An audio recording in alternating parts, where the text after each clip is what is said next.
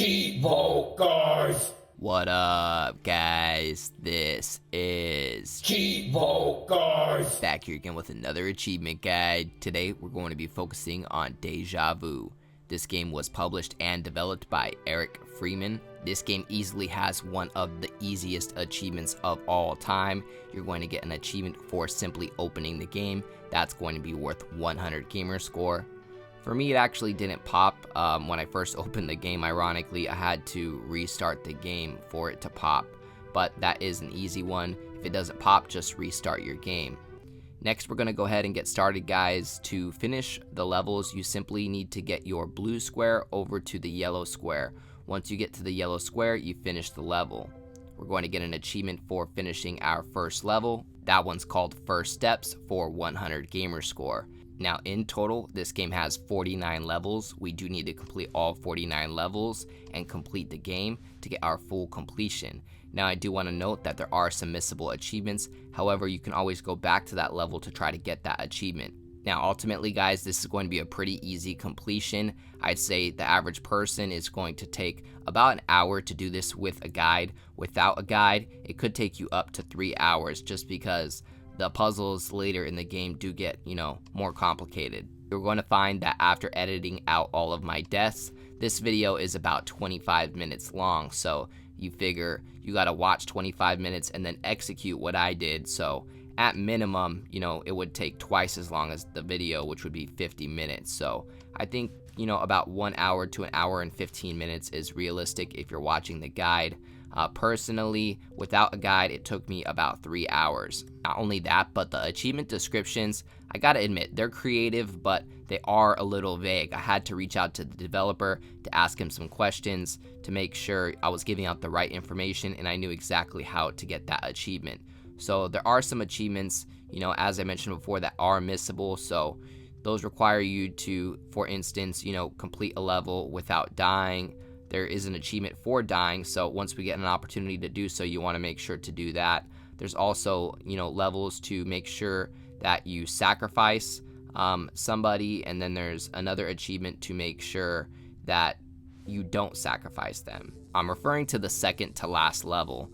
The level before the last one has 2 achievements on it, and those are the achievements that I just mentioned. Now, I just got the LMAO Dead achievement for 200 gamer score. This one is for dying 200 times. So once you reach your first level with a laser, you can simply just keep crashing into the laser until you get your 200 deaths and that achievement pops. Now, you're gonna find that in this level, I end up getting my achievement for dying for the first time. I know it seems kind of out of order, but it's just because I edited through the video, guys. I went back and I died 200 times on that level. So yeah, it's in order, don't worry about it. But that's 50 gamer score for dying for your first time, so just make sure that you get both achievements related to dying once and then 200 times. I also gotta mention that on top of this being an easy completion, it's also a pretty affordable game. This one's only $9.99 and it was created by a solo dev. So if you want to support a good little puzzle game and support a solo dev, Freeman, I'm sure, would really appreciate it. The game is $9.99. I will have a link in the description below if you want to get that easy 1000 gamer score. Now, at this point in the game, we've been introduced to these blocks that pretty much transfer the electricity. It has an arrow on it, so it shows you in which direction the electricity would point. So you need to use that to solve the puzzle. These areas, what you have to do is put the blocks in order so that the electricity shoots towards the purple button. Once you hit that purple button with the beam of electricity, that traditionally opens a door, which is usually to the exit. So this one's a little more complicated. It actually took me a little bit to figure out. I also want to point out that these may not be the fastest solutions, guys. These are just, how I ended up doing it. And so, by watching this, you can, get a guaranteed victory on the level. Just may not be the fastest solution. Like this one is a little sloppy. But yeah, that's how you do it. And on to the next one. So this one was a little complicated. You're going to have to learn the paths of the lasers to make sure that you don't get shocked and die. But they all have the same pattern. So just get your way to the right hand side and you'll be good. So now cloning is introduced into the game. So I wanted to make sure that the commentary lasted up until the point where it introduces the cloning, because this would have been really complicated if I didn't commentate through it and you guys were just watching this. It would be really complicated. You'd be wondering what the heck's going on. So basically it gets to the point in the game, guys, where you can clone yourself. Now this is where the title of the game becomes relevant, pretty much like a Déjà Vu.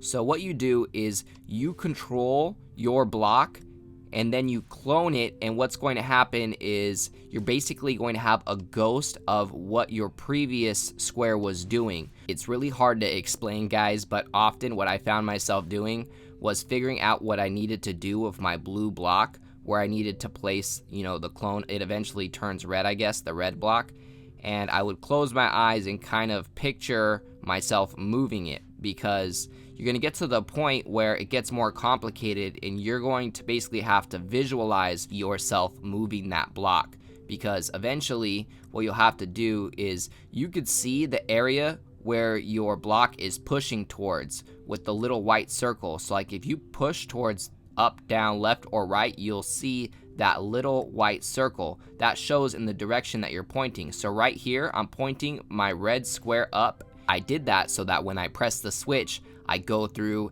and exit. There's also an achievement on that one for making sure that nobody dies. So just know that if you beat that level by sacrificing your clone, you're not going to get the achievement. That is one of the missable ones. So it's a little bit harder to do it with that method, but that is kind of the visualization method that I told you guys. So for instance, right here, as you can see, when I went up to that door right there, I was holding up, to the left, down, and then to the left. So right now I'm visualizing what I want my clone to do, guys. I know this is going to sound really complicated. That's why I wanted to include the narration during this section. But what that red square is doing is what I was controlling previously. So I was holding up to make sure that I got through once the door opened, and then I went a little bit to the left and then down to make sure that I pushed the block down, and then I pushed my character all the way to the left and then kept holding up, because eventually I knew that door would open. Now that's going to be one of the more complicated solutions, but that's because that is a missable achievement, to make sure that nobody died. Because the way that you're supposed to beat the level is to sacrifice your clone. It's much easier, but there's an achievement for completing the level without sacrificing your clone.